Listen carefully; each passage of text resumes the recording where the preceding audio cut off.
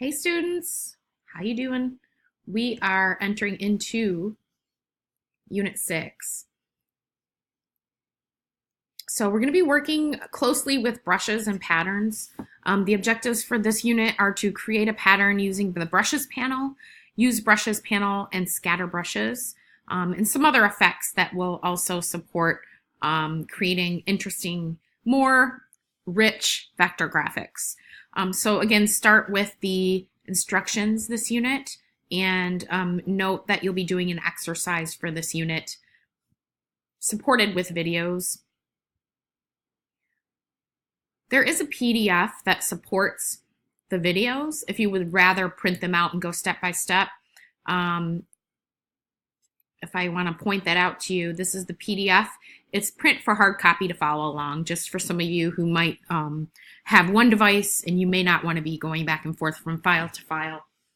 Instead, you'd like to maybe print that out, have it next to you, and view the videos just in case you get lost. These videos directly are compiled based off of the PDF step by step, just to give you a personal touch and to show you maybe what's more important for what we're working on as opposed to Adobe's strategies. So these two photos are the photos that you want to use for this particular Unit 6 exercise. So you'll download both these photos, follow along the videos, and then submit here to Unit 6.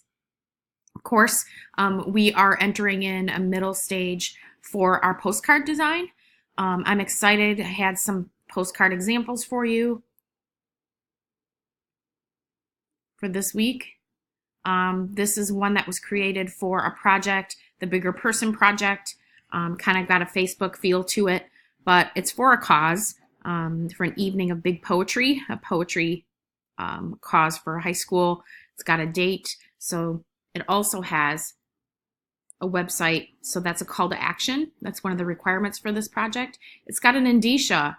Some people say it indicia. You'll hear it both ways, and it's important for mailing purposes. You can create this yourself or grab it directly from the web as a web grab. Guaranteed that those are just Creative Commons images that you can use. Lastly, on the back side of the postcard, you must have a front and a back side. In this particular unit, you want to show your draft of it, so it doesn't have to be finished, but it has to be a draft. And again, this may be for an event, a cause, or a product. So you can kind of see this one is for a cause and an event, kind of a dual one, which you can do as well. And then it's got a logo. You can create a mock logo, however you want to work it. And it's got sort of an incentive for people to show up. So good example for that. Got some inspiration here for you as well if you want to review some of that. And then submit to your forum to get some feedback from your peers to make sure you're headed in the right direction. It's always good to get other people's opinions.